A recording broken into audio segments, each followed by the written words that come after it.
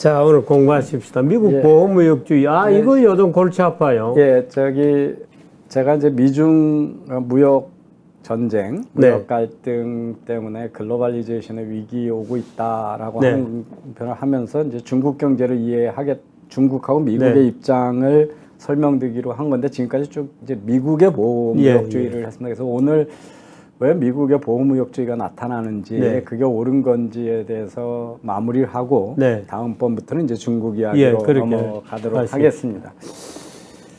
그 전에 이제 제가 뭐 글로벌 경제 뉴스 중에 소개해드릴 조금씩 소개를 드리는데 그 지난주에 그 2022년 금년도 프레이저 인스티튜트의 경제자유도 보고서가 발표됐습니다. 그래서 보시면 조사 대상국 166개국 중에 한국은 경제자유도가 43위. 그러니까 한국의 경제 규모나 1인당 GDP 수준에 비해서 경제자유도가 없는 거죠. 대부분. 그렇죠. 네. 예, 그래서 우리가 지금 20위에서 30위권의 그 1인당 국민소득을 갖고 있는데 경제자유도는 43위고. 지금 경제자유도도 그동안에 뭐 우리가 좋을 때는 27, 8위까지 가지 않았나요? 예. 그리고 최근에는 이명박 대통령 때 31위까지 끌어올렸었습니다. 다가 지금 미끄러진 거죠. 12위 이상으로 미끄러져 네. 있습니다. 그래서 보시면 늘 홍콩하고 싱가포르가 1, 2위고요. 스위스가 3위. 여기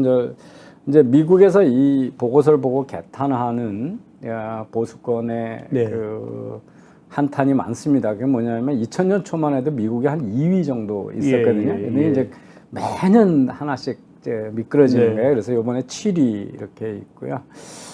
우리나라의 43위가 사실은 지금 그 남미, 중미의 중진국 수준도 안 되는 겁니다. 칠레가 33위고 코스타리카가 29위 뭐 이렇고 스페인 같은 데가 28위 이렇게 되거든요. 그래서 43위가 상당히 여기서 보시면 이 하늘색이 제일 이제 자유로운 나라들이고요. 그 다음에 이제 연두색, 우리나라가 지금 연두색인데요. 일본만 해도 그래서 4분의 1, 첫 4분의 1 안에 들어가는 자유로운 국가, 두 번째가 비교적 자유로운 국가인데 이게 우리나라가 지금 중진국, 개도국 수준의 경제 자유도를 몽골 수준이군요. 예, 그렇습니다. 몽골 수준이고 여기 동남아, 네. 동남아의 많은 나라들하고 같은 수준이고요. 아프리카의 몇 나라, 아프리카 몇 나라, 그다음에 여기 보시면 멕시코 뭐 이 정도로 낮은 수준의 경제 자유도를 갖고 있습니다. 네.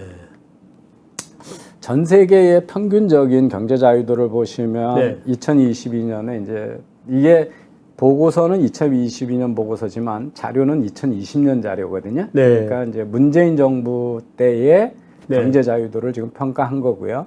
이건 이제 전 세계 평균인데 보시면 2020년에 이 코로나 팬데믹이 오면서 전 세계의 경제 자유도가 뚝 떨어졌습니다. 네.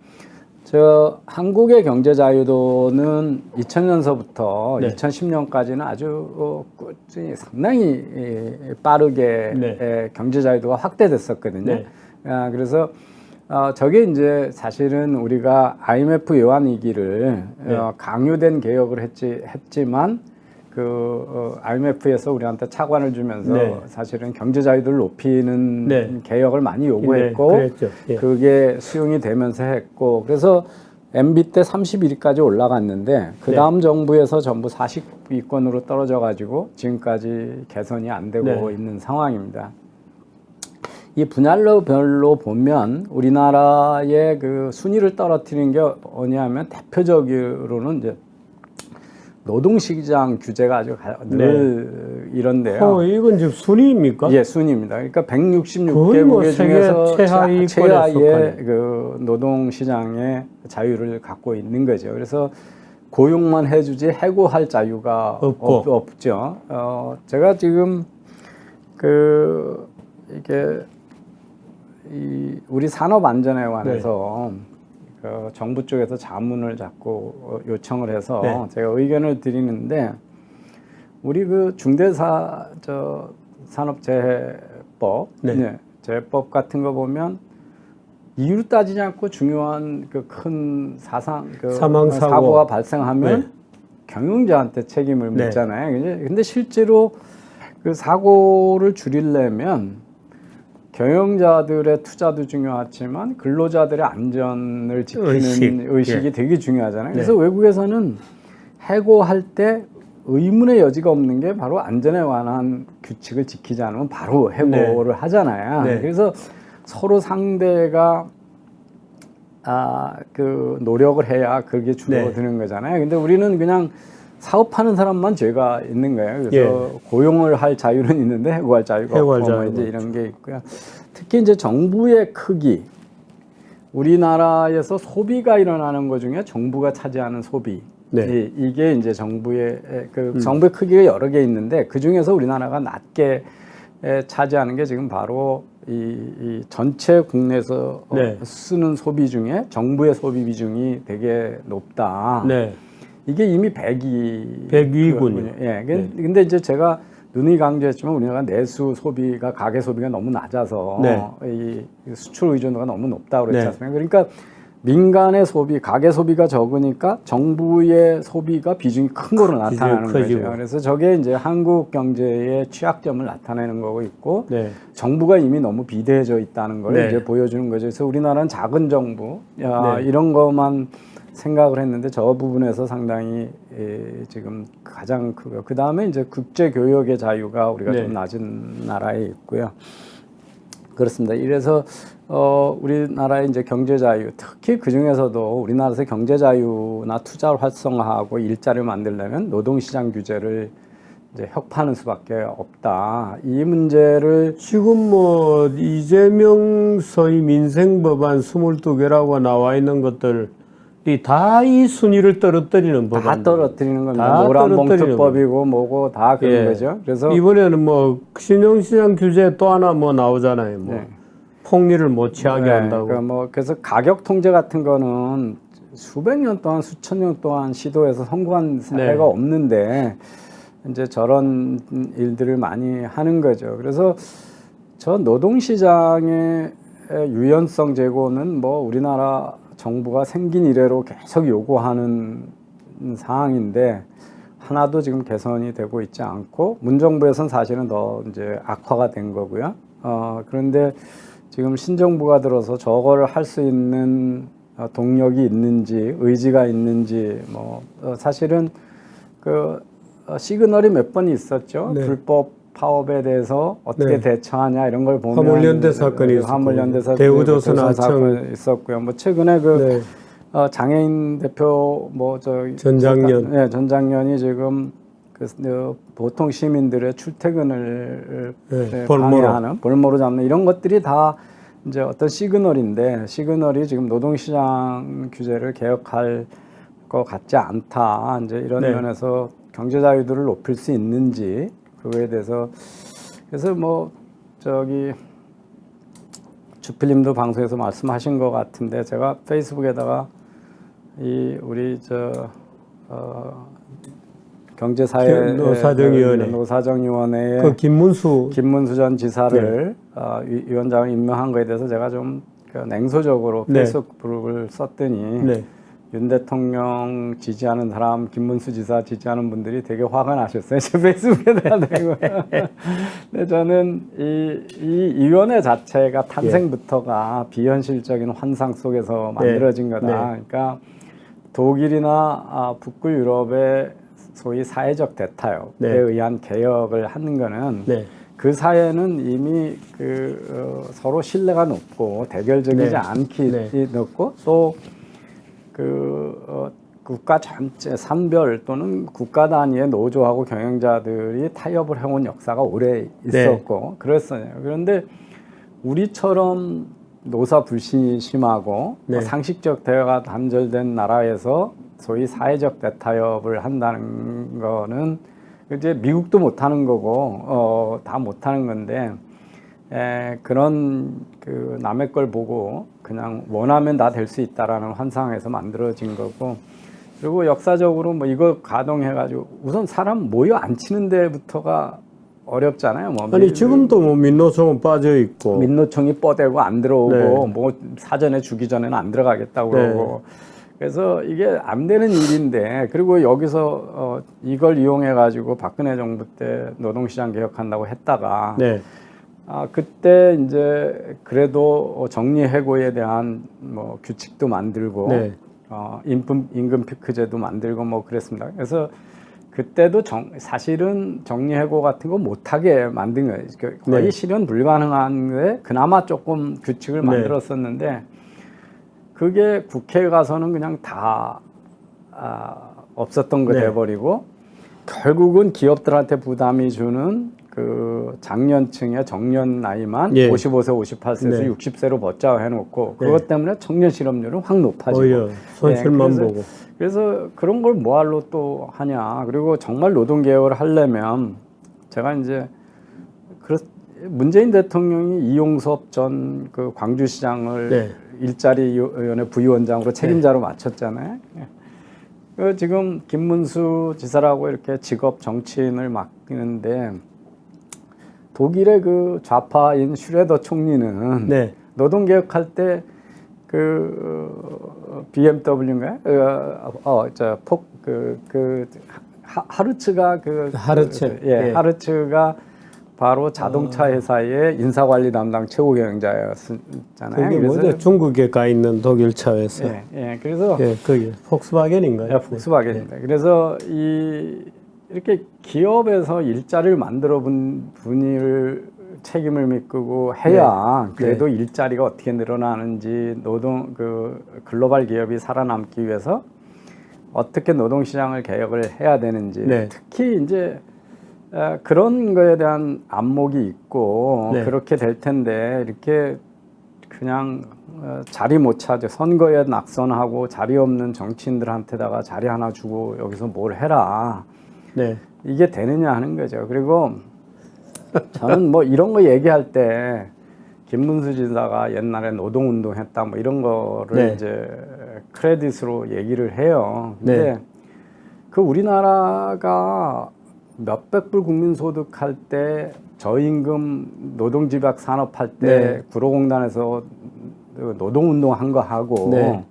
지금 글로벌 경제에서 AI가 어떻고 인공지능이 어떻고 디지털게 하는 그 세상에 우리 젊은이들이 어떻게 하면 좋은 일자리 있을까? 그 노동 시장이 전부 다르잖아요. 저는 그 노동운동 했다는 정치 지도자들에 대해서 극도의 불신이 있어요. 그 경험이 어딘 거였냐면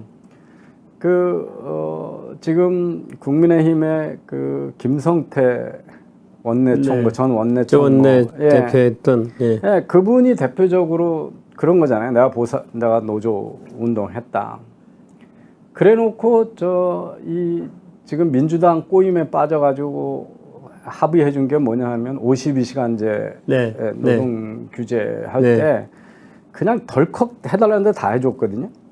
그 다음에 최저임금 급격히 올리는 거에 대해서도 정부가 10인 이하에 대해서 보조금 주고 이런 거 다 합의해 주고 글쎄 말이에요. 그런 거예요. 그래서 저는 그런 우리나라가 신발 만들고 봉제 공장 할 때 노동운동 한 그 시각 그때 그 경험이 지금의 노동개혁 하는데 무슨 그 자격이 되는 것처럼 얘기하는 거에 대해서 그런 두 가지 면에서 경로사의 그 자체가 우리나라한테는 맞지 않는 거고 실제는 국회에서 다 뒤집을 거기 때문에 진짜 하고 싶으면 대통령이 국회의원들하고 일을 해야 된다 하는 거고요. 두 번째는 이 노동개혁을 하려면 정말 일자리 만들어 본 사람들한테 맡겨야지. 늘 뭐 그래서 정권 밖에서 달라지는 게 뭐 있어요. 역사적으로 똑같이 이런 일을 할 때 위원장 그냥 자리 없는 정치인 그냥 갖다 앉히고 거기서 정치적인 얘기만 하고 예산만 낭비하고 아무것도 이루지 못하고 이걸 왜 반복하냐. 그러면서 무슨 결과는 달라질 거라고 생각을 하냐. 뭐 이제 이런 제가 걱정이 있었습니다. 지금 경제사회노사정위원회 자체가 이제 저게 사회적 합의 제도라고 만들어 놨는데 사실이 북유럽도 이미 그 다 없어진 거예요. 저게. 그러니까 합의체제라는 기구를 상설기구로 갖고 있는 나라는 아마 우리나라밖에 없을 겁니다. 근데 오히려 저게 이제 말하자면 사회적 합의를 막고 오히려 협상에서 소위 뻗대기 하는 핑계거리만 되는 거죠. 저게. 백해 그 모이기. 자리에 앉히는 거 자체가 힘들어가지고 예, 앉히려고 무슨 예. 시작부터 떡부터 갖다 주고 뭐 이런. 그러니까요. 예. 예. 그래서 그런 면에서. 야, 근데 우리나라 경제 자유도가 43위, 4위 이러네. 참. 그러니까 우리가 그 일본이나 대만하고 비슷한 줄 알아요. 많은 국민들은. 네. 근데 저 노동시장 자유도 같은 데서는 일본하고 우리가 비교할 수가 없거든요. 네. 예, 일본이 훨씬 자유로운 나라고 대만도 자유로운 나라입니다. 네. 그래서 대만은 이제 거기도 이제 정부가 뭘 자꾸 흔드니까 대만이 20위권에 있는 이유 중에 하나, 낮은 이유 중에 하나는 거기도 이제 국제 교역에 대한 자유가 홍콩이나 싱가포르에서 떨어지고요. 두 번째는 금융시장에 대한 정부 개입이 규제가 좀 높은 편입니다. 네. 그래서 그 두 개 빼놓고는 네. 노동시장이나 비즈니스 네. 규제 이런 우리가 면에서는 따라갈 수가 따로가 없군요. 없이 자유로운 나라입니다. 자, 그러면 이제 우리가 그 글로벌 경제 속에서 지금 미국하고 중국의 갈등 이런 거가 관심인데 그 전에 이제 글로벌화가 왜 그렇게 심화가 됐나? 그에 그냥 재밌는 얘기로 그 소위 컨테이너의 혁명이 얼마나 도움이 됐나? 그걸 좀 간단하게 먼저 말씀드리겠습니다. 이게 박스 레볼루션이라는 게 이제 물건을 박스 안에다 다 넣는 게 컨테이너인데요. 지금 이 파란색이 그 해운 물류 비용이 1930년부터 얼마나 낮아졌냐. 그러니까 1930년을 100이라고 하면 지금은 가격이 20도 안 되는 거거든요. 최근에 물류 비용이 좀 올라가기는 했습니다만은.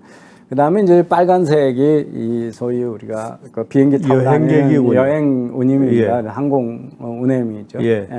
그다음에 이게 이제 통신비가 낮아져가지고 통신비는 거의 이제 없는 세상이 된 거죠. 그래서 이게 물건과 사람을 빨리 이동시키고 저 멀리 떨어져 있는 나라에 무슨 일이 벌어지고 있는지를 비용 안 들고 계속 모니터링할 수 있기 때문에 이게 이제 글로벌화를 급격히 심화시킨 거라고 하는 거죠. 근데 저 해운 물류 비용을 급격히 낮춘 게 뭐 여러 가지가 있겠습니다만 그 중에 이제 대표적인 게 바로 이 컨테이너 혁명이라고 하는 거죠. 그래서 이제 이 컨테이너 혁명이 언제 시작이 되냐면 이 컨테이너에 대한 아이디어나 막 이런 것들은 1950년대 막 탄생을 했는데 1966년에 미국의 뉴저지에 있는 뉴욕에서 휴스턴, 텍사스까지 그 아이디얼 X라고 하는 유조선이 58개의 컨테이너 싣고 바다를 항해한 게 처음 시작입니다. 그렇습니까? 66년에. 그러니까 그 후에 이제 점진적으로 이게 확대가 됐거든요. 그렇군요. 그래서 이제 여기 그러면 66년에 보면 이 교역량이 아주 완만하게 늘고 있다가 그게 급격히 늘잖아요. 그래서 이제 이게 해운 비용이 컨테이너 혁명 때문에 급격히 낮아져서 이런 일이 있었다라고 하는 겁니다. 이제 어떤 다른 기술도 많이 있고 국제 교역에 대한 자유와 정책들 변화도 있지만 이 컨테이너라고 하는 운송 기술 거죠. 그거 하나인데요. 이걸 한 사람이 누구냐면 노스캐롤라이나에 있는 트럭 드라이버인 말콤 맥린이라고 하는 사람이에요. 이제 이 사람이 뭐냐면 태평양을 건너오는 배가 오는 시간하고 거기에다 그냥 짐꾸러미를 막 이렇게 제멋대로 쌓아서 오거든요. 그러면 이제 그 LA 같은 항구에 도착하면 그 항구의 그 근로자들이 그 물건을 다 내려가지고 분류해서 다른 항구로 국내로 갈 거, 트럭에 실 거, 뭐 기차에 실 거 해놓고 그러면 같은 지역 걸 또 한 군데 모아서 차례로 실어야 되잖아요. 근데 보니까 이게 태평양을 건너오는 시간보다 이 시간이 더 걸리는 거예요. 훨씬 더 걸리는 거예요. 그리고 그 하역자들이 노조가 가장 강력한 옛날부터 일부러 시간을 끌 수 있는 걸 최대한 끌어요. 그래가지고 바게닝 파워를 하는 거예요. 그래서 급여를 안 올려주고 급행료를 안 주면 일을 안 하는 거예요. 네. 우리 이삿짐 센터들 가끔 횡포 부리고 뭐 이런 거하고 네. 똑같은 거죠. 그리고 많이 분실이 돼요. 네. 이걸 막 이렇게 옮겨 담은 사이에서. 그래서 이제 이 사람이 싣고 올 때부터 같은 지역으로 갈 걸 하나의 박스에다 담아가지고 네. 그 박스를 바로 그냥 다른 배에다 옮겨 싣거나 트럭에다 옮겨 심으면 이걸 확 줄일 수 있겠다 이런 아이디어를 이제 계속 그 캠페인하고 다닌 겁니다. 네. 그리고 자기가 회사를 만들었어요. 근데 이게 잘 채택이 안 돼요. 왜냐하면 노조들이 반대하잖아요. 네. 그리고 항구에다가 막 크레인도 해야 되고 네. 기차고 철도도 다 기차고 트럭이고 다 컨테이너 실을 수 있게 규격을 다 바꿔야 되잖아요. 네. 예. 네. 그래서 안 되고 있어가지고 잘 안 됐었는데 이게 이제 70년에 베트남전 때 네. 미국에서 군수물자를 보내는데 하노이에 가는 군수물자가 미국의 항만하는 거하고 똑같은 거예요. 베트남 항만 노역자들도 거기서 태업을 하고 그 시간을 짓을 하고요. 끌어가지고 그다음에 베트남 그 장성들이 다 타락을 해가지고 네. 미군 중요한 군수물자를 거기서 다 빼서 훔쳐 빼돌리는 거예요. 그러니까 이제 미군들은 죽어가는데 전장의 군수물자는 안 가고. 안 가는 거예요. 그래서 미 국방성이 이 맥린을 초청을 합니다. 이걸 어떻게 해결할 수 있냐, 너 평생 하던 거. 그래가지고 여기서 베트남 그 전쟁 중에 이 컨테이너 항구하고 그 베트남 안의 물류를 컨테이너로 다 갈 수 있게끔 네. 바꿔놨습니다. 그러니까 이제 도적 맞는 일도 거의 없는 거예요. 박스 안에 뭐가 들어있는지 알고 함부로 열지를 못하니까 여기서 성공하면서 성공하면서 이제 다른 전체 해운으로 네. 베트남 전쟁이 이걸 네. 채택을 하게 했던 재미난 얘기가 있습니다. 혁신이 일어났군요. 예, 근데 이 사람이 컨설팅비로 돈을 버는 게 아니라 네. 자기가 이제 시랜드라고 하는 회사를 그렇군요. 이 회사의 설립자군요. 네, 이제 시랜드라는 회사를 만들었는데 네. 베트남에 왔다가 돌아갈 때 배가 빈 거 아닙니까? 네. 그때 일본에 들려서 그때 일본이 막 값싸게 공산품을 마구 만들 텐데 그걸 다 싣고 가서 어마어마한 돈을 법니다. 예, 배가 이제 그러니까 미군이 준 거, 미국 국방성이 준 거보다 돌아가는 빈 배를 활용해 가지고 예, 그 거기다가 일본에서 이제 그 해운을 근데 이제 그래서 이제 전쟁이 끝날 때 말은 그것도 무슨 말이 있어요. 뭐 예. 돌아갈 때 예. 채우는 거. 예. 그래서 저 시랜드를 그래서 이제 전쟁이 끝날 때 그 당시에 무려 1,600억 네. 그러니까 2,000억이죠 요즘 우리 돈으로 네. 2,000억의 이익을 남기고 팝니다. 네. 근데 저 시랜드가 지금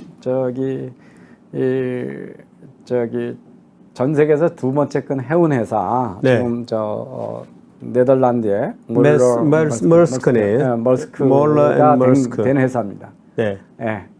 지금까지도 저게 이제 세계에서 두 번째 큰 시랜드는 지금 없습니까? 예, 시랜드가 머스크가 된 거죠.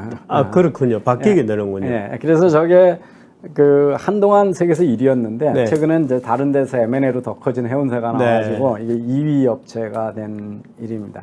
그래서 이제 이게 과거 일하던 방식이었던 거죠. 네. 이러니까 이제 이 노역자들이 다시 분류하고 훔치고 뭐 태업을 하기 아주 딱 좋았는데 이렇게 만들었고 이 사진에 있는 분이 이게 맥린이라는 네. 분입니다. 이게 시랜드의 창업자. 위대한 자군요. 예, 예. 그래서 보시면 1시간에 1.7톤을 하던 게 30톤으로 네. 당시에 이제 이걸 채택하고 나서 영국에서 네. 바뀌고요.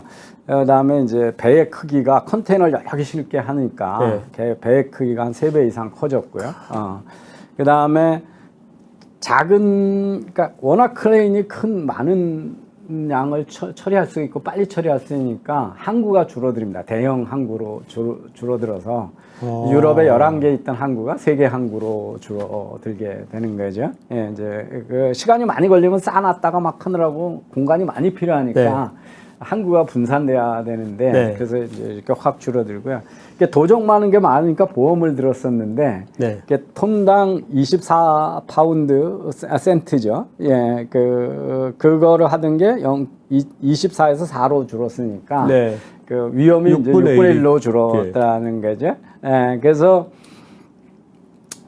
그렇게 됐고 이게 사실은 그렇게 오래된 일이 아닌 게 보시면 옆에 보면 이제 영국의 65년도 네, 65년서부터 채택하기 시작해서 영국이 70년대 말 가면 중반 가면 이제 80%가 다 컨테이너를 쓰게 네. 되고요. 일본은 68년부터 저게 이제 맥님 거 쓰기 시작한 때부터 시작을 해서 거의 지금 80년대가 되니까 거의 100%다 컨테이너 네. 선으로 바뀌었거든요. 그래서 이 전 세계의 해운이 컨테이너로 다 본격적으로 바뀐 건 80년대입니다. 그래서 네. 기껏 해봐야 이제 뭐 한 30-40년 된 혁명인데 이게 이제 그 물류를 그 글로벌화를 그렇게 쉽게 네. 했다는 거고요. 그래서 이제 글로벌화에 대해서 자유무역이 세상을 풍요롭고 하게 돼서 네. 사실은 뭐 저희 프란시스 후쿠야마가 역사의 종언이란 책에서 이게 이제 그 베를린 장벽 무너지는 거 보고 냉전이 종식이 되고 네. 우리가 공산주의냐 자유시장 경제냐 가지고 2차 대전 이후로 그렇게 싸워서 수억 네. 명이 죽고 네. 역사적 실험을 했는데 이제 실험의 결과가 끝났다. 그래서 네. 이제 이 소위 전 세계의 우리가 지배 구조는 네. 이 서구의 자유민주주의 네. 이거가 이제 다 전 세계 다 지배할 거다. 네. 더 이상 이제 역사에 갈등이 없다. 그래서 역사의 네. 종언이란 네. 책을 썼는데 그러고 30년이 지난 오늘날 지금 미국에서 이제 무슨 일이 벌어지고 한국에서 무슨 일이 벌어지는지를 생각하면 얘는 의사당 난입 사태 난입 그거죠? 사건입니다. 네. 근데 제가 미국이 얼마나 이상한 나라로 가고 역사에 반동적으로 움직일 건지에 대해서 네. 최근에도 보니까 미국의 지금 이제 민주주의 위기 얘기하면서 지금 뉴스가 뭐냐면요. 트럼프 전 대통령이 개입을 해가지고 이 공화당 상원의원하고 주지사 후보들을 엔돌스 하잖아요. 예. 그래서 공화당 쪽에서 그 지난 2020년 선거가 부정선거고 트럼프가 맞다라고 주장하는 사람들이 많이 후보가 됐어요. 네.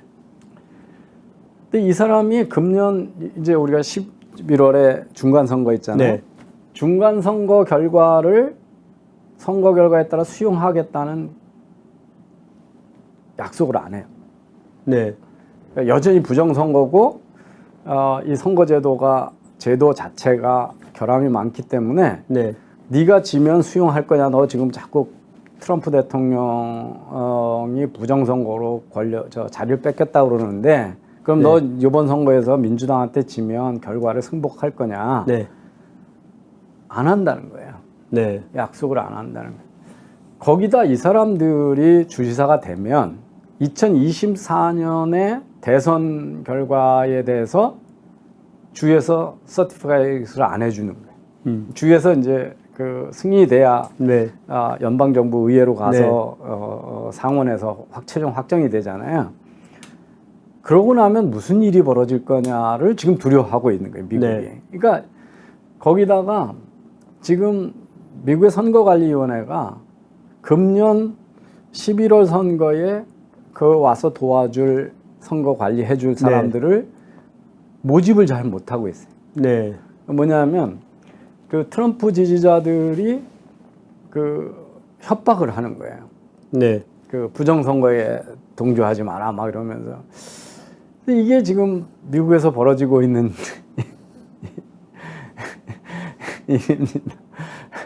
그래서 그 지난번도 대선 끝나고 그 트럼프 대통령 끝에 승복 안 해서 그 많은 논란을 만들어냈는데 그럼 이번 중간 선거하고 2024년 선거 후에 미국이 어떤 혼란을 겪어야 될 거냐. 네.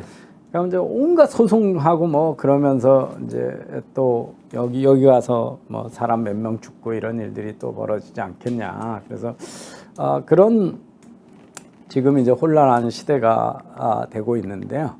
근데 이제 우리가 그 미중 무역 갈등을 위험하게 보는 새로운 냉전을 위험하게 보는 거에 대한 이야기로 이 책이 이 제임스 레이시라고 하는 사람이 쓴 책인데요.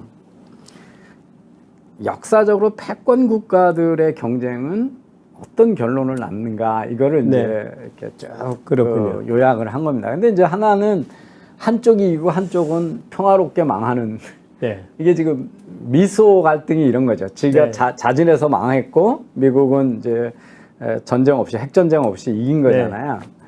근데 이건 아주 드문 사례라는 게 그런 적은 네. 없다는 거예요. 그래서 이제 뭐 한쪽이 따제 참패를 당해야죠. 한쪽이 침공해서 이기고 한쪽은 네. 망하고 이게 가장 흔한 사례고요. 네. 세 번째는 둘이 아웅다웅 싸우다가 더 큰 적이 저 밖에 나타나니까 그 적에 대응하기 위해서 하는 건데 그 미국하고 영국이 이 패권을 가지고 막 그 갈등을 하다가 나치 정권이 나오니까 이제 연합군이 돼가지고 독일에 대항해서 협력하는 관계로 바뀐 거 이런 거죠.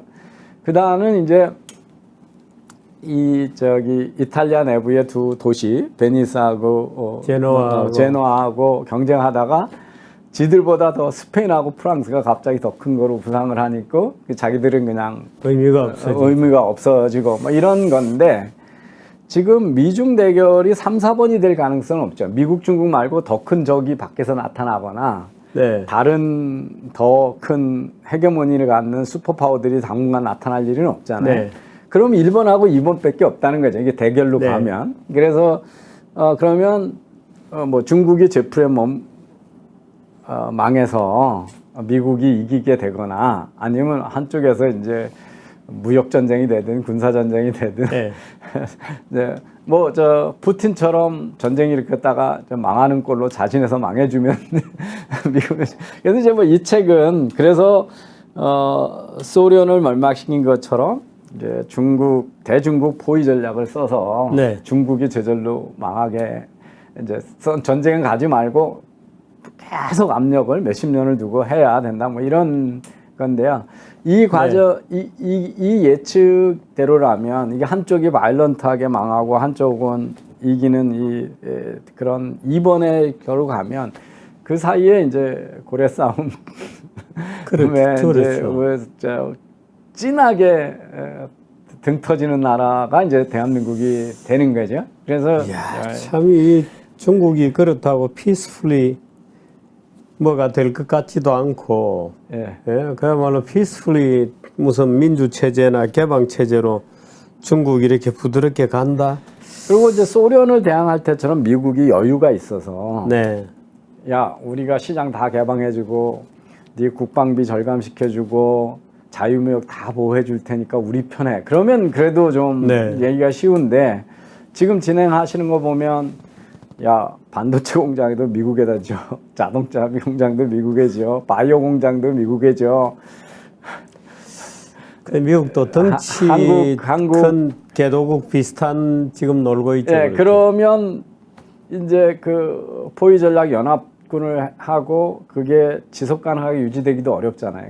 그러면 이제 우리 등은 더 심하게 터지는 거죠. 이제 그겁니다. 그래서 미국의 이제 보호 무역주의를 얘기할 때 이 보호무역주의 논리가 얼마나 엉터리인가 뭐 이런 거에 대해서 이제 여러 차례 얘기를 했지만 이게 이제 아이폰 7에 들어있는 부품들을 어느 나라가 만드냐 하는 거거든요. 그래서 뭐 CPU는 프로세서는 미국 애플이 자기가 만들고 그 다음에 이 디스플레이 인터페이스 하는 거는 네덜란드 제품이고 플래시 메모리는 일본 제품이고, 그 다음에 이제 뭐 스위스 제품도 있고, 그 다음에 통신 모뎀은 퀄컴 미국 거고요. 그 다음에 와이파이 모듈은 중국 제품이고요. 카메라는 소니 거고, 그 다음에 레이더 스캐너도 일본 거고, 배터리는 중국 거고, 액정은 LG 디스플레이하고 삼성 거고, 뭐 그 다음에 앞에 보호 유리는 코닝 미국 거고 뭐 이렇게 해가지고 여기에 참여하는 나라가 무지 많다는 거죠. 그래서 이게 이제 아이폰 7 지금은 이제 훨씬 더 큰데요. 아이폰 7 제조에 참여하고 있는 나라들의 모습이거든요. 그러니까 지금 이게 우선 무역 통계로 보면 메이드 인 차이나잖아요. 아이폰이 전부. 아이폰 차이나인데 이게 중국제라고 할 수가 있냐는 거예요. 네. 지금 무역 통계라는 게. 네. 예, 그래서 과연 보면 어느 나라째냐? 의미가 없다는 거죠. 예, 브레이크다운 해보면 가격은 얼마로? 예, 이게 이제 원가를 보면 아이폰 7 지금은 한국 비중이 훨씬 커졌는데요. 네. 메모리하고 액정을 다 많이 차지하고 있기 네. 때문에 여기 보시면 부품 아이폰 7의 부품 가격에 한때 이 세븐 나올 때. 나올 때 보면 제일 큰 게 미국이에요. 70불이고 일본이 67불이고 대만이 47불이고 한국이 16불이고 중국이 8불밖에 안 돼요. 네. 이게 이제 원가 구성이고요. 여기서 생기는 이익을 누가 얼마나 가져가냐고 보면요. 네. 미국이 반 이상이에요. 네. 그 다음에 이 많은 나라가 그러니까 애플 혼자 가져가는 게 42%고, 그러니까 네. 미국의 다른 회사가 3% 가져가고, 네. 그런데 여기 보시면 그 다음에 이제 IP 라이센스로 또 이것도 미국 거고요. 네. 유통 마진도 사실은 미국이 많이 가져가죠. 네. 예, 그 보면 여기서 가져가는 게 중국이 1%거든요. 네. 예, 근데 통계는 팍스콘이 만들어서 미국에다가 줄 때는 뭐 200 몇십 불에 그 아이폰 네. 그 당시에 제조 원가인데요. 200 몇십 불에 받아서 이제 600불에 팔던 건데 네. 200 몇십 불 수출 물량은 다 중국 거로 잡히잖아요. 근데 실제는 그렇죠. 거기에 1%밖에 중국이 못 가져가는 거거든요. 우리도 1%밖에 못 가져가는 네. 거. 그래서 이 지금의 그 교역 통계라고 하는 거는 그 나라의 경제 활동이나 부가가치를 표시하는 통계가 아니라는 겁니다. 그렇죠. 예, 이게 전부 메이드 인 더 월드지 네. 메이드 인 차이나 메이드 인 코리아가 아니라는 거죠. 네. 예. 그래서 이제 우리가 그때 일본하고 뭐 소부장 가지고 뭐 하고 그럴 때 네. 일본 거 뭐 저기 유니클로도 안 사고 뭐도 안 사고 뭐 아니 참. 그러면 지금 우리가 쓰고 있는 물건 중에 일본 부품 안 들어간 걸 찾을 수가 없을 텐데 네. 그 최종 브랜드를 어디서 붙였냐는 네. 걸 가지고 그게 이제 얼마나 웃기는 이야기인가 하는 거고요.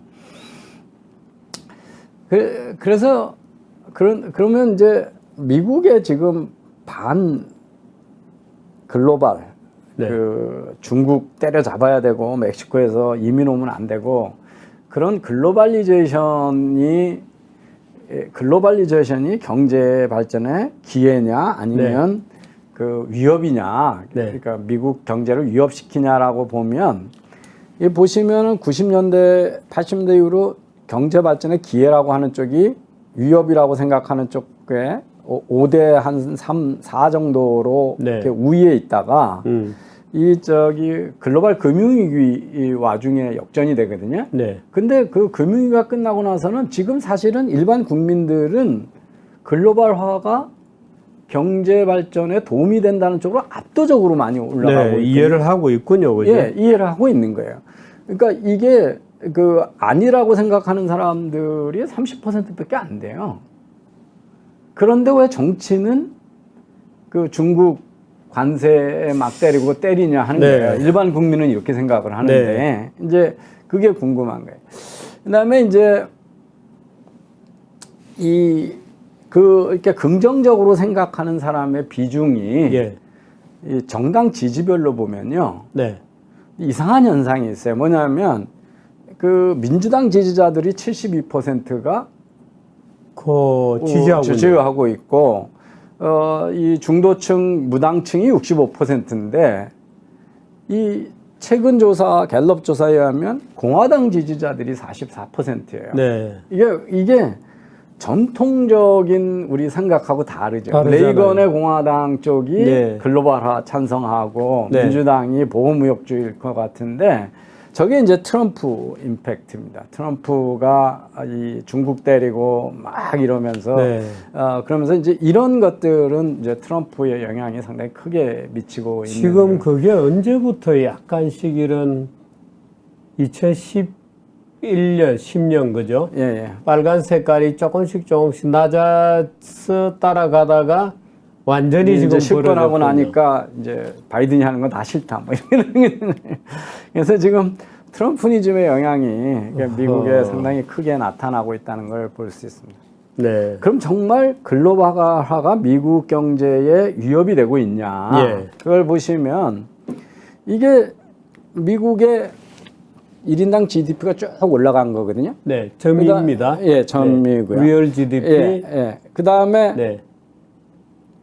이 까만 거가 수입 물건이거든요. 네, 수입 네. 물품이고 그 중에 석유를 뺀 게 밑에 회색 바거든요. 네. 보면 수입 물량이 계속 늘어남에 따라서 사실은 국민 소득도 계속 올라갔잖아요. 네. 그죠? 만약에 수입이 경제의 그 교역이 방해가 된다 그러면 네. 이 교역이 늘어나는 게 따라서 GDP가 감소돼야 되잖아요. 네. 근데 이제 1950년부터 2016년 사이에 수입으로 얻은 미국의 이익이 얼마냐 그러면 네. 한 3천조 가까이 뭐 된다 하는 네. 거고요. 그게 1인당 GDP를 7,000불을 높였고 가계당은 18,000불의 소득을 높였다는 네. 거예요. 교역이 없다고 가정했을 때 하고 교역이 있을 때. 그럼 중국으로부터 수입되는 것만의 효과는 얼마냐면 매년 260불씩 들 쓰고 살 수 있게끔 만들어주는 네. 효과가 효과가 있다는 거죠. 그러니까 네. 싸게 물건이 들어오니까 소비자들은 같은 급여를 가지고 구매력이 훨씬 네. 늘어나는 거잖아요. 그다음에 그럼 고용은 어떻게 되냐면 네. 이게 이제 밑에가 수입 민간 부분의 수입 물품이고 여기에 석유 제외한 수입 물품인데 네. 위에가 이제 고용이거든요. 네. 민간 부분의 고용. 그러니까 민간 고용이고. 예, 그러니까 수입이 계속 늘어나도 고용은 계속 늘어났다는 네. 거죠. 그래서 이게 일자리를 뺏어간다 이 얘기도 네. 맞지 않는 거고요. 이제 그러면 그 소득은 어떻게 되냐? 주간 어닝 보면 이것도 마찬가지죠. 그러니까 미국의 수입량하고 비석유 수입량으로 봐도 그 기간에 소득이 계속 늘어났다는 거죠. 그래서 이런 통계들이 다 그 글로벌 국제 교역은 경제에 도움이 된다는 거를 이제 보여주는 거고요. 이 수입품의 구성을 보면 이제 자동차를 빼놓고 온대요. 네. 하나는 산업의 기계 같은 것들이 캐피탈 것이고요. 그 다음에 나머지는 원자재거든요. 그 다음에 이제 부품이잖아요. 그래서 수입의 55%는 45%는 얻어고 수입 공산품의 55%는 다른 제조업의 생산 설비거나 부품이라는 거죠. 그러니까 이게 비싸게 들어오면 미국의 제조업의 원가가 다 상승을 하는 거죠. 그래서 이게 싸게 들어오니까 다른 제조업이 경쟁력을 가니까 거기서 일자리를 만들어낸다라는 거잖아요. 그래서 일자리 파괴하는 거 다 구성 자체가 그렇다는 거예요.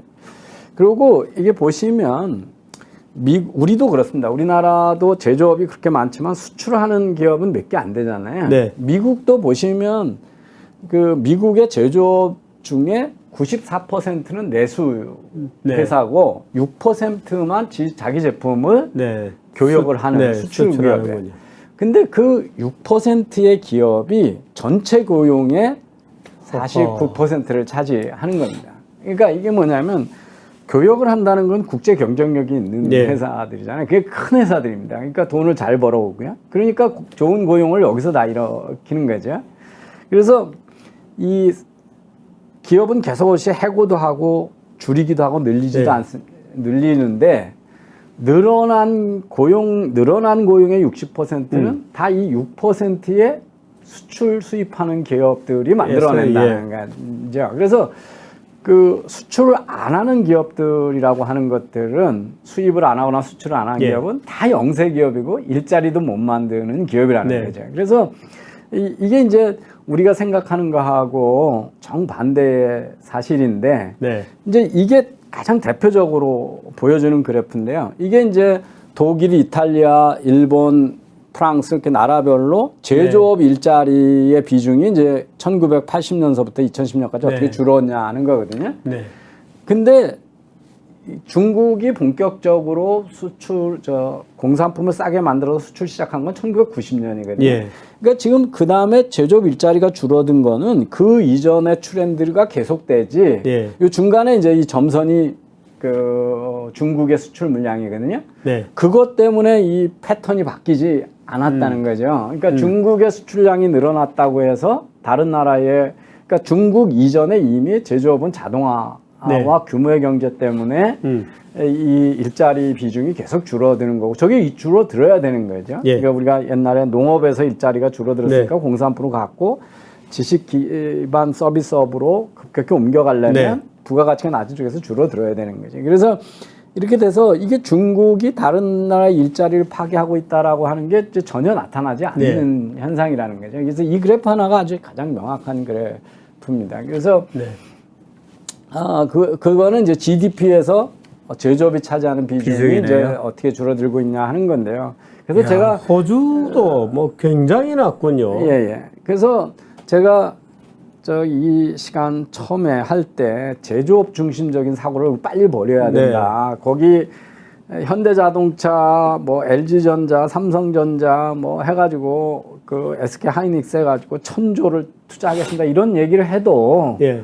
거기가 고용을 늘려내거나 그 제조업의 우리나라의 그 GDP 비중이 커질 리는 절대 없다. 그러니까 이미 거기에 고용되는 사람이 워낙 적기 때문에 거기서 생기는 부가가치가 아니다. 그런데 이제 얼마 전에도 제가 이런 과정합법을 왜 쓰냐고 또 페이스북에 썼더니 또 이제 윤석열 대통령 비판한다고 그 반도체가 산업의 쌀이고 우리 생사가 여기 달려 있다 이렇게 얘기를 하셔가지고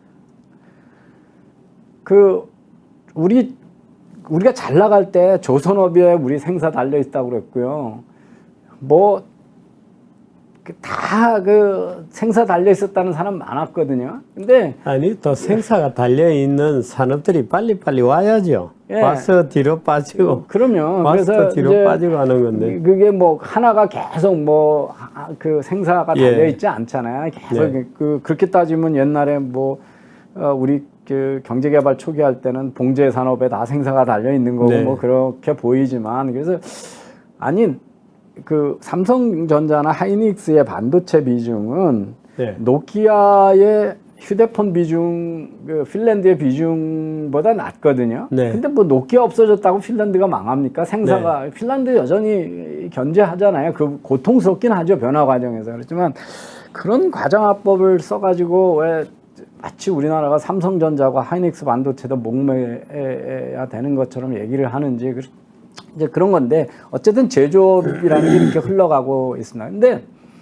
미국에도 늘 역사적으로 보호무역을 하거든요. 그래서 이제 이 지금 미국에서 서플라이 체인에 문제가 일으키는 원흉으로 지목되는 게요. 저게 1920년에 만든 존스 액트라고 하는 겁니다. 저 존스 액트가 뭐냐면 미국 안에서 물류를 하는 거는 미국 선적의 배에만 실어야 돼요. 국제 항구에 들어와 가지고 LA에 들어가지고 유저를 실려면 거기에 해외 싼 해운 회사의 선적을 실으면 안 돼. 근데 저 법이 20년에 만들어진 법이 지금까지도 살아있는 거예요. 그래서 미국의 물류 비용이고 대체도 없고 미국 노동자들이 코비드 핑계대고 하역장이 나타나지도 않고 그 배를 움직일 트러커도 없고 움직이는데 꼼짝달싹을 못하는 거가 바로 저 존스 액트입니다. 저게 지금도 살아 있어요, 존스 액트라는 게. 근데 이제 보시면은 저 1886년에도 저 여객선은 또 외국 해운사가 들어와서 하면 안 된다. 이게 이미 1886년에 만들어진 거고요. 그 1920년에 그 존스 액트가 지금도 살아 있고요. 그 다음에 이제 일본 같은 데서 신발 잔뜩 싸게 만드니까 1930년대요. 신발에 이제 보복 관세 대처해도 있고요. 1934년에 이제 설탕 규제하고요. 섬유 57년에 그러고 뭐 석유도 못 들어오게 하고. 그 다음에 1981년에 이제 일본 자동차에 쿼타를 줘가지고 못하게 하고요. 뭐 그래가지고 하고 2018년에 이제 또 우리나라하고 똑같죠. 알루미늄하고 철강 못 들어오게 하고 뭐 이런 게 그 일본 또 트럼프 대통령이 중국 제품에 대해서 슈퍼 301조 적용해가지고 잔뜩 그 보복 관세 때리고 뭐 이런 거죠. 근데 이제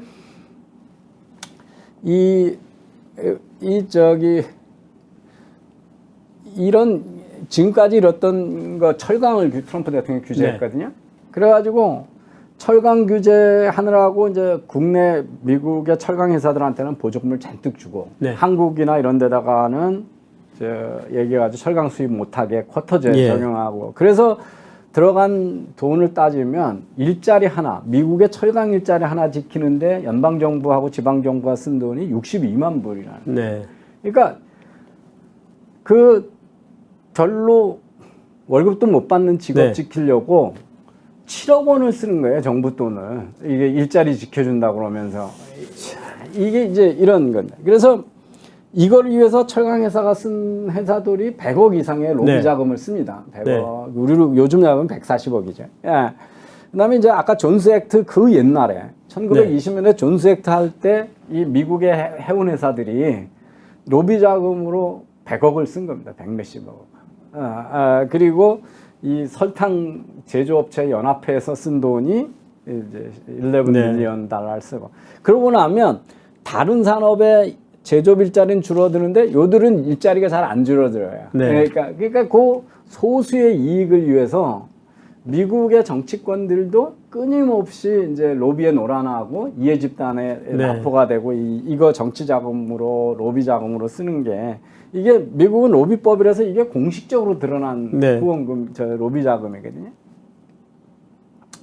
그래서 이제 이 미국이 신보호주의로 가는 이유가 뭐냐, 이걸 좀 이해를 해야 되지 않냐. 근데 역사적으로 미국은 그 공화당이고 민주당이고 다 글로벌 개방 경제를 지지했었거든요. 근데 갤럽폴이 아까 보듯이 다 글로벌 경제가 경제에 도움이 된다고 믿잖아요, 국민들은. 근데 정치권은 계속 보호무역주의를 하는 거예요. 근데 이제 달라진 게 뭐냐면 미국이 지금 제대로 된 방향으로 가고 있냐라고 하는 게 2000년에 미국 사람의 70%가 미국이 제대로 된 방향으로 가고 있는데 근데 지금은 22%밖에 안 돼요. 미국 사람들의 거의 80%가 미국이 잘못된 방향으로 가고 있다고 그러는 게 다 이제 미국의 잘못된 방향. 근데 이제 이 보호무역제를 들고 나오는데 명분이 되는 게 중에 하나가 러시아가 우크라이나 침공하고 이 중국도 러시아도 서방이 생각했던 자유민주주의로 바뀌지 않고 여전히 이제 세계를 위협한다고 그러고요. 거기다가 이제 글로벌 금융위기 있었지, 팬데믹이 있었지, 우크라이나 전쟁이 있었지, 뭐 이러면서 보호무역주의가 확 되는데요. 그래서 이제 그 과거 20년 그 레이건하고 대처한 신자유주의가 세상의 모든 악을 다 만들어내고 있다라고 하는 선동이 이제 좌파에서 일어나고 있고 이런 주장이 아주 사람들한테 먹히고 있는 거죠. 그래서 이 개방 경제가 결국은 개방 경제를 해가지고 아까 아이폰 보듯이 전 세계가 만들다 보니 미국 일자리가 없어져가지고 이 자유무역주의에 대한 역풍을 불러오고 있다. 뭐 이런 이거 개방 경제가 개방 경제 몰락시켰다. 그 다음에 개방 경제가 과거에 보면 항상 지나친 글로벌화가 전쟁으로 해결됐다. 뭐 이제 이런 주장들이 먹히고 있어요. 근데 이런 주장에 그 원조가 바로 이 뭐 대전환이라고 하는 폴라니의 대전환이라고 하는 그레이트 트랜스포메이션이래. 이게 저 메르켈이 총리돼 가지고 가장 감명 깊게 읽었다는 이거 직접 저자를 불러서 얘기 들었다 그래가지고 이거 엄청 두꺼운 책이잖아요. 이거 정말 재미없는 책인데요.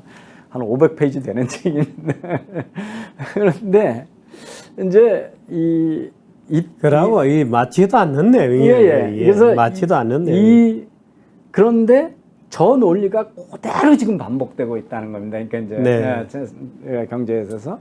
그래서 이때 이런 책이 나온 배경이 이제 대공황이라고 하는 게 있었고, 이 대공황이 왜 발생했냐로 아주 대립되는 두 개의 생각이 있는 겁니다. 그 중에 하나가 이제 하이에크가 이 단기적인 변동성을 내비뒀으면 시장이 커렉트 할 건데 여기에 그 뭐 루즈벨트가 들어가서 이짓저짓 하다가 대공황을 심화시켰다라고 하는 정부의 무분별한 관여가 이 대공황을 불러왔다라는 이제 주장이고 정부가 잘못했다라고 하는 주장이고요. 이 폴라니는 이게 자유시장 경제의 근본적인 한계다. 네. 이게 시장의 변동성이 있는데 그걸 시장을 고치려고 안 그러고 자꾸 그 시장을 유지하려다 보니까 보복이 돌아오는 네. 거다. 이런 얘기를 합니다. 그래서 이 세 가지 이제 주장을 하는데 하나가 규제가 없는 자유시장이라고 하는 가설은 잘못됩니다. 정부가 들어가서 그 규제를 해야 된다는 거예요. 두 번째는 바로 아까 얘기했던 자유방임 정책은 궁극적으로 사회 붕괴로 가고 네. 그리고 이 시장 경제에서는 이 재화로 취급, 상품으로 취급해서는 안 되는 세 가지를 취급을 하고 있다. 네. 자본주의가. 그게 하나가 노동, 네. 토지, 네. 그리고 화폐거든요. 네. 이거를 거래를 자유시장 경제에 맡겨놓으면 안 되는데 그래서 이제 노동을 자유시장 경제에 맡겨놓으니까 자본가들이 계속 네. 착취하게 되고 네. 그러다 보니까 노동자들은 거기에 필연적으로 저항하게 되고 그리고 불평등이 확대되면서 결국 불평등을 못 껴서 그러니까 이게 막스가 주장하는 이론하고 아주 똑같은 거죠. 이게 두 번째고 이제 세 번째가 바로 이 노동, 이 완전히 비인간화를 하는 노동의 거래. 네. 예, 그 다음에 이 토지, 자연이 더 확대될 수 없는 제한된 네. 토지.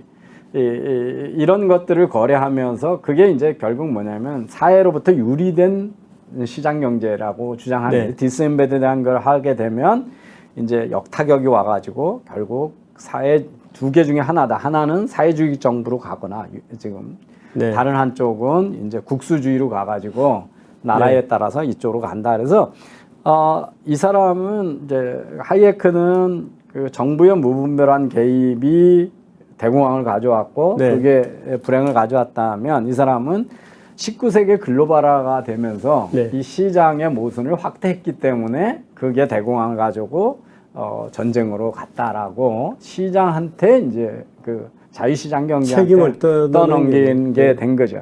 근데 이제 지금 글로벌화 때문에 일자리 없어지고 빈부격차 확대되고 막 이런 주장을 네. 하는 사람들이 이 폴리니아가 너무 네. 지나친 글로벌화가 이거 가져왔다는 얘기를 지금 반복하는 건데 그래서 이제 그걸 합니다. 그래서 미국의 좌파고 우파고 다 그런 주장을 네. 하는 거예요. 지금 이 신자유주의 약탈을 보지 못했다라고 예. 이 팍스뉴스의 터커 칼슨이라고 아주 트럼프 지지자인데 네. 이게 뭐 신자유주의 때문에 이게 세상이 어려워졌는데 이 네. 보수권이 이걸 못 봤다고 그러고 막 이렇게 이제 얘기를 하고 이 글렌 그린월드라고 하는 작가도 그 컬럼니스트 그 캐나다의 트럭커들이 그 코비드 통제하고 그럴 때 네. 거기서 막 시위하고 네. 막 네. 그랬잖아요. 이런 것들이 다 글로벌화의 모순이 드러나는 오랫동안 숙성된 문제인데 이걸 예. 지금 방임해서 이렇다고 그러는데 근데 이제 이 말이 맞냐? 첫 번째는 그러면 이거 문제가 심각하니까 노동 보호해야 되고 복지 확대해야 되고 뭐 이런 거를 폴리아니안의 경고대로 따라한 유럽이 네. 그러면 글로벌화나 잘 반민 됐나? 정책이 더 잘 되고 네. 이 시장에 대한 반감이 적으냐? 네. 유럽이 더 먼저 그러니까. 더 되고 지금 노르딕 국가인 스웨덴마저 반이민 정책인 요번에 아주 우파가 요번에 선거에서 이기고 있거든요. 예. 그러고 있어요. 아슬아슬하게 얘기했죠. 예. 네. 그다음에 지금 이렇게 포퓰리즘이 부상하는 게 경제적 불안 심리 때문이나 네. 아니면 이 문제가 글로벌화의 문제고 이민자들이 와서 다 일자리를 뺏어라고 하는 문화적으로 세뇌시킨 작용이냐. 네. 이게 이제 그래서 문화적인 백래시 때문에 일어나는 거냐, 반발 때문에 일어나는 거냐, 경제적 불안권 때문에 일어나는가에 대해서 논쟁이 많았는데 실증 연구가 여러 개 나왔어요. 실증 연구가 뭐냐면 이 경제적 불안감을 느껴야 되는 계층이 안 늘어나는데도 이제 트럼프가 부상하고 막 이렇게 이게 이민 때문에 그렇고 중국 때문에 이러고 나니까 이게 확 부상을 하는 인과관계에서 이게 저기 문화적인 그 세뇌작용의 결과라고 하는 것들이 이제 실증적으로 나왔거든요. 예. 세 번째는 폴리니안 이 얘기가 맞지 않은 게 시장에 대해서 글로벌에서 자유교역에 대해서 국민들이 외면하게 되고 그래서 사회주의로 가거나 국수주의로 간다고 네. 했는데 미국 국민은 아니라는 거죠. 통계에서 보면 지금 네. 아까 봤지만 그 자유무역주의가 기회를 확대하고 지지를 하잖아요. 근데 정치만 이제 그렇지 않게 네. 하는 거죠. 그래서 그 지금 2021년에 뭐 최근 거도 보면 79% 80%가 네. 교역에 대해서 긍정적으로 보이고 이민에 대한 지지도 현재가 90년대보다 3배 높아져 있거든요. 일반 국민들은 얼런 머스크 같은 사람 많이 받아들여 가지고 네. 창업 많이 일어나야 되고 막 이런 거거든요. 네. 예. 근데 문제는 이거라는 거죠. 그 선거에서 승패를 좌우하는 사람들이 있잖아요. 네. 그 사람이 소수지만 그들이 적극 어떻게 그러니까 미국에서 뉴욕이나 캘리포니아는 볼 것 없이 민주당이고 네. 플로리다하고 텍사스는 그렇죠. 볼 것 예. 없이 공화당이잖아요. 네. 그런데 트럼프가 어떻게 대통령이 됐냐? 그 러스트벨트에 며칠 민주당 지지하던 정당들이 미시간이나 이쪽가 트럼프 지지로 돌아섰기 때문에 그런 거잖아요. 그래서 이들의 목소리가 과잉 반영됐다는 네. 거죠. 근데 네. 지금 바이든도 중간 선거에서 이들이 다시 공화당 쪽으로 넘어가면 네. 중간 선거에서 이길 방법이 없다는 거죠. 그래서 이 소수의 그래서 이제 이 클린턴 힐러리가 왜 망했냐? 이쪽 사람들이 중국이 일자리 다 뺏어가고 일본 자동차사가 일자리 다 뺏어갔다고 네. 생각하는데 클린턴이 TPP를 지지했다는 거예요. 힐러리가 그 트랜스 패시픽 네. 태평양 네. 프로그램인가요? 프로그램을 일본이 주도하던 환태평양 자유무역을 지지한 게 이 러스트벨트에서 전통적으로 민주당 지지가 있던 그걸 의식하니까 바이든도 요 네. 스윙 스테이트에 하는 거죠. 이게 이제 보통 우리가 공공 선택이론 이제 소수의 이해가 급격히 달린 소수가 선거 결과를 좌우하기 네. 때문에 이제 그렇게 된 거죠. 그래서 그 이후에 보면 트럼프가 TPP 협상 철수하고 네. WTO에 사보타지를 하고 대중국 관세 정책을 부과하고 반이민 정책을 쓰고 바이든이 그대로 이 정책을 승계하고 있는 이유가 네. 이게 그래서 정치가 점진적으로 다 그 메인스트림 국민의 의사로부터 유리가 되는 네. 이런 정치가 되면서 민주주의에 대한 위기가 온 거고 그 글로벌리제이션이 네. 지금 선동을 하고 있는 거고요. 그래서 나프타를 퇴보시킨 게 트럼프가 그 US, 멕시코, 캐나다 어그리먼트라고 그래가지고 네. USMA고 이때 한국 FTA도 다시 썼고요. 그죠? 바이든이 제안한 인도-패시픽 이코노믹 프레임워크도 근데 이거에 대해서 보면 우리가 자유무역 협상이라고 하는 거는 상호 시장에 대한 예. 개방성을 확대하는 거잖아요. 근데 트럼프가 한 이 새로운 협약이나 네. 바이든이 제안한 인도-패시픽 이코노믹 프레임 포 프로스퍼리티라고 하는 IPEF 같은 거는 네. 시장 접근성은 하나도 없다는 거예요. 줄이는 거죠. 줄이는 거예요. 네. 그러니까 이게 무슨 교역 협상이라는 네. 얘기죠. 그러니까 교역 협상이 아니라는 거예요. 네. 가짜 협상이라는 거죠. 그죠? 그래서 이제 반글로벌 정책을 하는 것들이 그렇게 되고 있어서 이제 위기에 처해 있는데 이런 겁니다. 이게 또 이제 우크라이나 침공이 이 러시아 규제해야 된다고 뭐 이러면서 이제 자유와 자유무역에 대한 명분을 제공하는 네. 것도 있고. 근데 이제 이 교역 주장하는 데서 이 소위 자전거 이론이 있거든요. 그러니까 자전거 잘 달리고 있는 데선 더 달리게 하면 조금만 힘을 써도 가는데 네. 한번 쓰러지고 나면 다시 잘 달리는 데까지 힘이 많이 든다. 근데 이게 언제나 자유무역에 대해서는 그 이해 집단들이 네. 저항하는 힘은 항상 똑같았다는 거예요. 네. 늘 강하게 있대 이해 집단. 우리 역사적으로 봐도. 그런데 이제 이게 한번 글로벌 반자유무역이 오고 나면 다시 세우는데 오래 네. 걸린다라고 하는. 그래서 이제 이 바이시클 이론이 어떻게 될 거냐 하는 거고요. 지금 바이든이나 오바마가 한 얘기를 보면 전부 저 폴리아니의 대전환에서 얘기하는 시장 경제에 대한 막시스트적인 뷰 이걸 그냥 반복하고 있거든요. 그러니까 미국에 한 3번 정도의 이런 그 반 자유 무역에 대한 운동이 있었는데 19세기의 글로벌화에 대해서 열강들이 전부 그 무역 전쟁을 일으켜 가지고 예. 이게 1차 대전으로 갔고 근데 그 20년대에서는 다시 이제 개방 경제로 전환이 됐고요. 대공황 때 보호무역적이 됐다가 2차 대전으로 귀결됐지만 그 후에 다시 개방이 됐고요. 네. 71년에 미국이 근본이 이제 해체하고 나가지고 또 환율 전쟁이 일어나면서 네. 교역 전쟁이 일어났는데 이게 이제 70년대 그 반무역주의는 인플레이션하고 스태그플레이션을 가져갔는데 네. 이걸 이제 레이건이 개방주의로 선회를 했지 않습니까? 네. 그래서 사실은 이 폴리아니가 생각하는 거 정반대로 네. 자유무역이 안 되면 어려움이 오고 전쟁으로 갔는데 네. 이 자유무역이 전쟁을 이끌었다고 하니 인과관계를 이제 뒤집었다는 거고요. 근데 레이건도 일관된 자유무역 폴라니가 우리나라에서도 인기 굉장히 끌었어요. 예. 지금도 아마 그렇겠지만. 예, 한겨레 이런 데서 엄청 띄웠었죠. 네. 그 특히 노무현 이때 엄청 띄웠었습니다. 예. 그래서 그 레이건도 자유무역자는 아니었는데 그래도 트럼프처럼 일방주의를 채택하지는 않았다는 거죠. 미국에서 흑자 많이 되는 일본, 영국, 독일, 프랑스 해가지고 야 스스로 알아서 좀 환율 올려가지고 덜 할래, 쿼터 니네가 자진해서 할래 이렇게 얘기를 했는데 이 그 소위 그 무역 흑자 많이 나는 나라에 대해서 그 압력을 가하는 건 트럼프가 답습을 했는데. 네.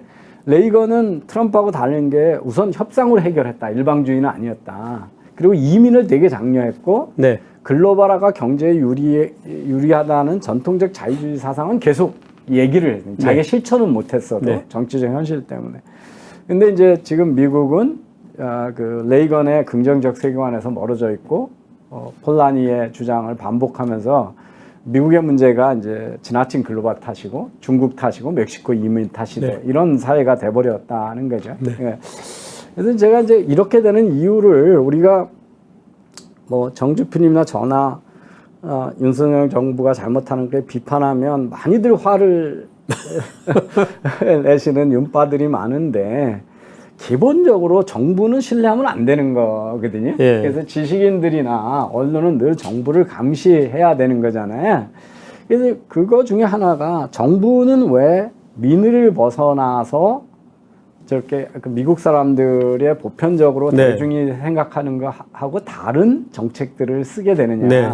결국 선거를 통해서 표에 이기려다 보니까 적극적인 선거, 자기 네. 선거를 좌우할 수 있는 소수한테 인기 영합을 하지 않느냐. 그래서 네. 이제 제가 그 민주주의 극단화하죠. 그 민주주의 이 선거제도 또는 이 민주주의 제도가 왜 그 민의와 벌어지고 민주주의가 위험한가를 경제학자들이 많이 얘기를 했거든요. 첫 네. 번에는 이제 이 선거구를 어떻게 하느냐에 따라서 네. 원하는 결과를 마저 늘어내는 거죠. 그래서 이렇게 뭐 청색 지지하는 동네가 이렇게 쭉 있고 빨간색 지지하는 네. 동네가 있다. 그래서 옆으로 이렇게 그으면 이 인구 비율별로 청색장이 3명, 2명 이렇게 나오는데 네.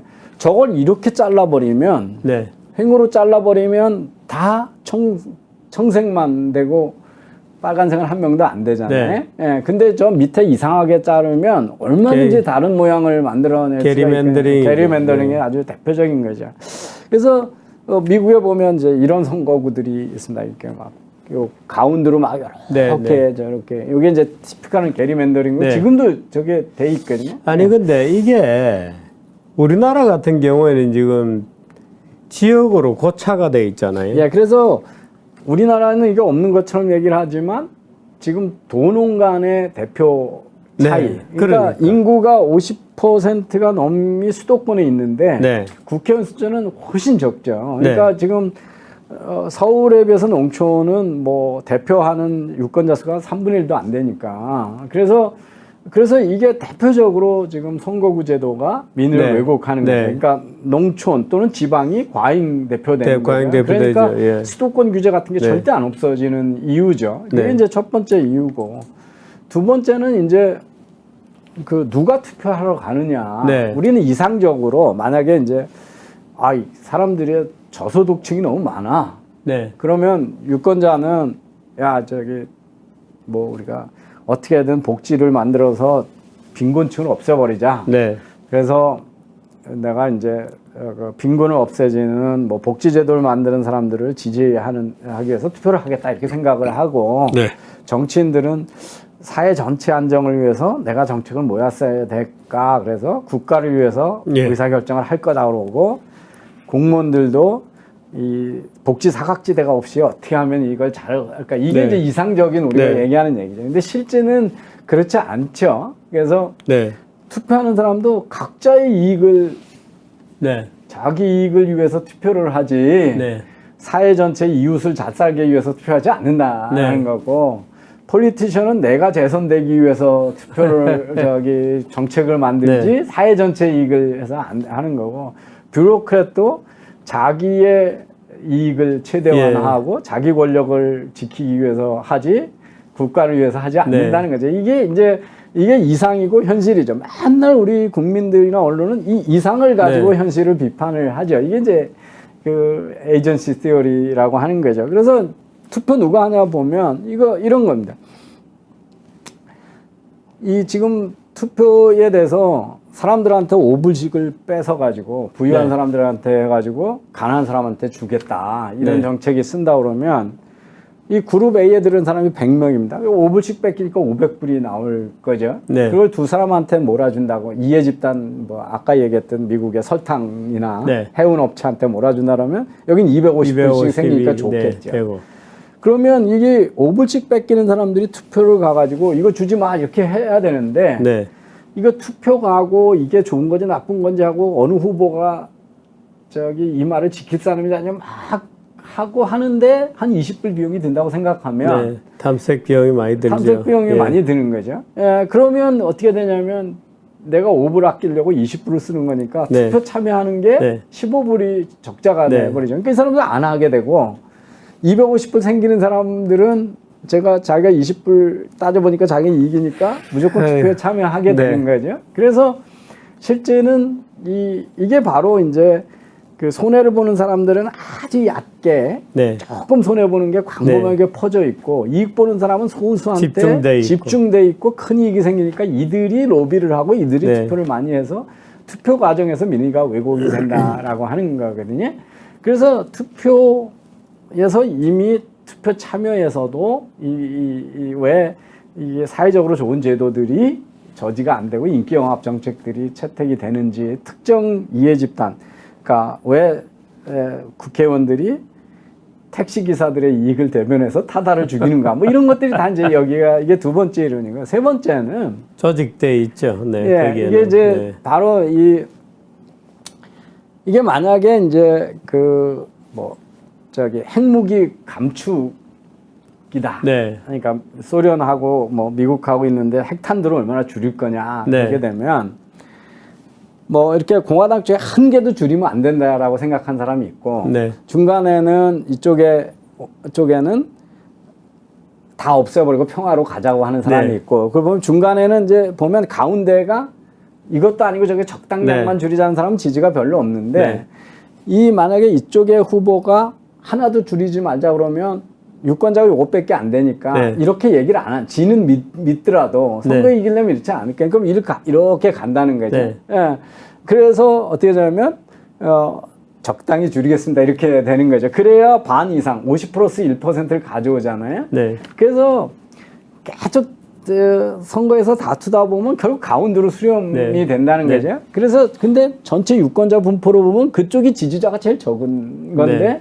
결국 이 양자 대결이라고 하는 구도가 지금 그 가운데로 공약을 미한 중간 지대를 점령하면 이기게 되죠. 이게 되는 거죠. 그러니까 그래서 우리가 이상적으로 생각하는 결과가 안 나오는 거죠. 네. 그래서 이 선거구를 획정하는 투표를 누가 하는가. 그 다음에 이 후보자들이 속마음을 제대로 얘기를 네. 하냐, 인기 영합을 하게 되냐 이렇게 되면 결국 민의는 계속 왜곡될 수밖에 없고 민주주의는 위험한 거로 가게 된다라고 하는 게 이제 경제학에서 쭉 얘기하는 민주주의가 실패하는 세 가지 아니, 요 앞그림만 보여주세요.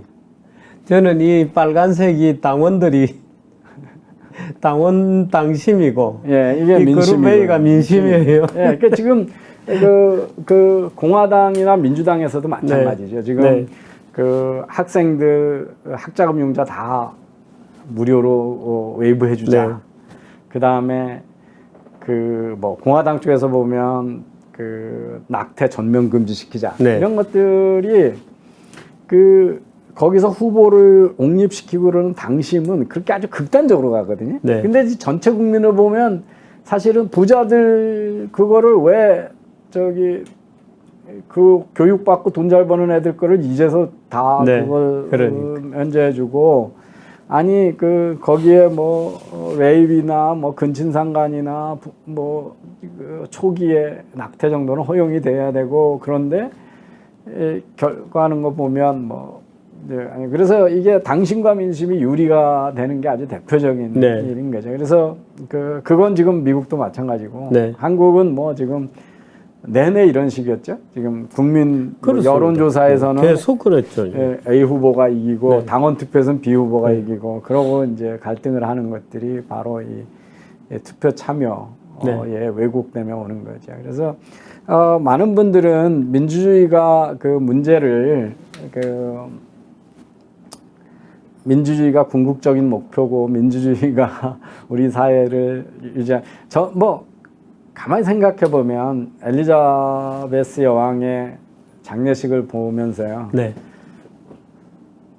저 사람이 룰러가 아니고 예. 그냥 심볼릭 피겨니까 저렇게 다들 칭송을 하잖아요. 그죠? 네. 예. 근데 우리가 거꾸로 생각하면 저런 평생 왕이 통치하던 세상에 살고 있지 않다는 게 얼마나 다행인지 몰라요. 그죠? 그러니까 네. 만약에 문재인 같은 대통령이 평생 절대 권력을 가지고 우리를 지배한다고 생각하면 네. 우리가 얼마나 살기 힘들겠어요? 그래서 그러니까. 이 지금의 민주주의가 상당히 불안하고 네. 왜곡될 수 있고 그래서 우리가 눈을 바짝 뜨고 있지만 한편으로는 저는 그 엘리자베스 여왕의 그 장례식을 보면서 그 엘리자베스 여왕의 그 재임 초기만 해도 실제적으로 그 제국주의 네. 임페리얼리즘에 의해서 식민지를 강점하고 그랬던 사람이잖아요, 네. 그죠? 예, 그래서 그런 아니 그 현대민주주의라는 게 이제 민주주의에서 엘리자베스를 아무것도 못하고 가만히 있게 만들어 버렸죠. 예, 그게 지도자라고 불러주고. 예, 그냥 심볼릭한 거고, 그렇죠. 그래서 이제 오늘까지 제가 미국의 지금 막 보호주의, 보호주의가 상당히 기승을 부리고 있고, 그게 이제 우리한테 엄청 큰 위협이다. 근데 그 명분을 저렇게 경제 이론이나 역사적 사실과 반하는 보호무역주의를 들고 나오면서 맨날 핑계대는 게 이제 중국이잖아요. 네. 예, 중국의 위협이라고 하는 건데 과연 중국의 위협이 뭔지를 이제 다음 주부터 진짜 중국 경제 중국 경제 이해하면서 첫 번째는 중국이 지난 30년간 어떻게 해서 그렇게 성공적으로 개발을 했는지 이야기를 하도록 하겠습니다. 오늘 좀 너무 길어졌네요. 예, 네, 아니 재밌었습니다. 근데 폴라니는 사실은 그 건질 게 별로 없는데. 그냥 막스 얘기를 그냥 또 풀어서 쓴 거잖아요. 거기서 폴라니의 분석이 사회주의에 대한 분석도 사실은 나중에 다 틀렸고 그런데. 다 틀렸죠. 지금 나타난 현상도 다 틀렸고. 근데 저 아류들이 너무 많죠. 예. 그러니까요. 저 지금도 저 아류들이 너무 많습니다. 예. 네, 그렇습니다. 그 시장 경제가 빈곤 불평등을 확대한다고 막 악을 쓰는 사람들 뭐 이런 게 다 그 폴라니 아류들이 그 설명이 그럴듯해 보이는 사실은 틀린 설명인데 그 하나의 뭐라 그럴까요? 어떤 괴물을 만들어 놓고 자꾸 그런 어떤 집착을 갖는 것 같은 느낌도 들고 그렇습니다. 자, 오늘은 미국의 보유주의 끝내고 다음 주부터 중국의 이해 공부에 들어가겠습니다. 오늘 여기까지 하겠습니다. 고맙습니다. 네. 네, 이병태 교수님. 네.